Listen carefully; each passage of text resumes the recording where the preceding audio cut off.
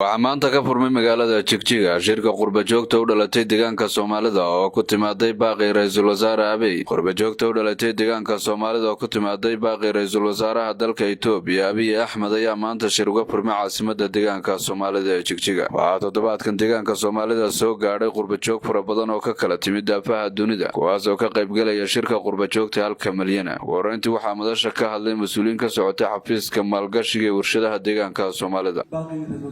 dalka Abiy Ahmed uu ugu baaqay inay 1 milyan oo qurba joog ay timaado wadanka inuu ujeedooyin badan lahaa. ujeedooyinka ugu weyn oo lahaa waxay ahayd kow waxaa weyn xaaladda siyaasadeed ee wadanka oo galay amni darradii dalalkii shisheeye ee maamulka ay ku soo duuray isu dayay in cadowga digmidabka ahaa ee muddada 30 sano ah dalka kala qoqobay dhibaatooyinka faraha ballaaran u geeyay in isbedel laga sameeyo diidooyin iyo ku soo ciyadana. marka sidaas darteed waxaa weydeen dalal kamid yahay yani Mareykanka kale iyo in badan laga digayo dalkan inuu ay amni darro ballaaran ay ka jirto xasiloon darro ay ka jirto sidaa darteed lagu dhiirigelin maashiisa. marka muwaadiniinta yani dhulkooda xilliga dhibaatadu ay ka jirtay xilliga kalada dhimaada ee dhibka la qaybsada inay yimaadaan baaq loo diray buu ahaa ajibitaanka la ajibay iyo imaanshaha ay imaadeen aad baan uga mahadcelinaa. sidoo kale qurba joogtii sii joogtay ee baaqa ka hor iyo halkan joogtay waxay ahaayeen kuwa u yimid inay la qaybsadaan dhulkooda inay deegaankooda maal gashadaan in ay dadkooda la noolaadaan geesta kale waxaa dhankooda ka hadlay ka soo qaybgalayaashii shirka. halkan waan nimidnay Djibouti baan nimanay waxaanu imanay inaan madaragtay ka qayb qaadano ra'iisul wasaaraha baaqiisii inaan ka qayb qaadano imanay marka waan ka qayb qaadanay maanta noo koow ah jadwalka wixii laga hadli lahaa wixii oo dhan horumarka siyaasadda wax walba inaan ka qayb qaadano ayaan meesha weyn madadii la yiraahdo imikana Ilaahay uu nabad keenay 3 cisho wixii laga hadli lahaa iyo xaaladda sayid waana loo sheegay 1 milyan baa isugu imanaysa Itoobiya oo qurba jooga oo Itoobiya u dhalatay 1 milyan baan ka midnahay Ilaahayna uu nabad keenay waan imanay in laga jawaabo baaqi guud ee ra'iisul wasaaraha dalku ku baaqay in ay qurba joogtu ku soo laabtaan dalkooda kana qayb qaataan horumarka iyo arrimaha horumarineed ee ka jira deegaanka iyo dalka. shirkan ayaa lagu wadaa inuu socon doono muddo 3 bari ah. Madiina Aadan Maxamed, warbaahinta RTN, magaalada Jigjiga. abka Dahab Plus iyo casriyeynta adeegyada shirkadda Dahab Shell. macmil ma ogtahay shirkadda Dahab Shell ay ku soo kordhisay application-ka Dahab Plus oo kuu fududeynaya isla markaasina kuu koobaya dhammaan baahiyaha adeeg ee eDahab, Dahab Pay iyo adeegyada shirkadda Somtel. waliba Dahab Plus waxaad ugu isticmaali kartaa dal iyo dibadda. haddaba sidee ayuu u shaqeynayaa application-ka Dahab Plus? Google App Store-ka ama Play Store-ka mobile-kaaga kadibna raadi Dahab Plus.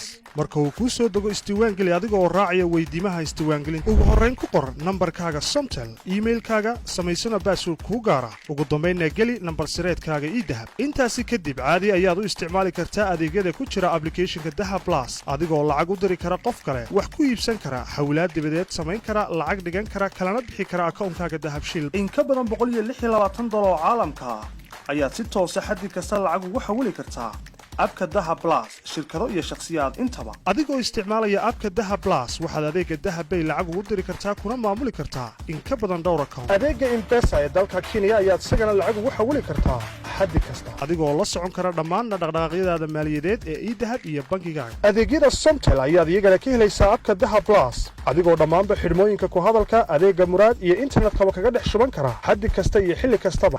Dahab Plus waa koobista adeeg kasta iyo xafidaad fudud.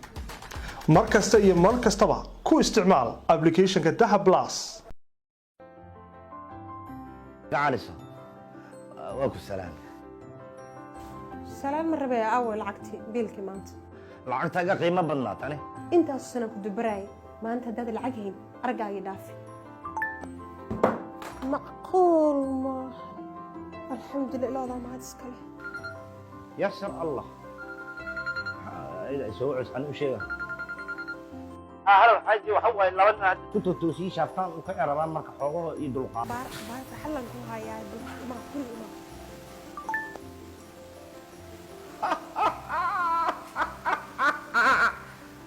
عجيب.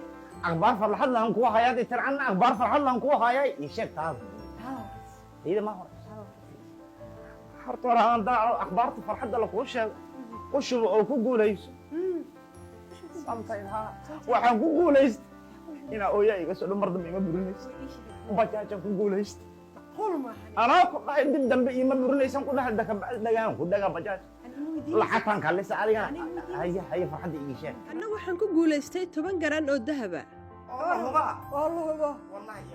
shirkadda isgaarsiinta Samtel waxay kuu soo kordhisay ku shubo oo ku guulayso macmiil ku shubo kaarka hadalka ama internet Samtel si aad ugu guulaysato 10,000 oo hadiyado ay ka mid yihiin gawaariha Hyundai cusub bajaaj lacag iyo hadiyado kala badan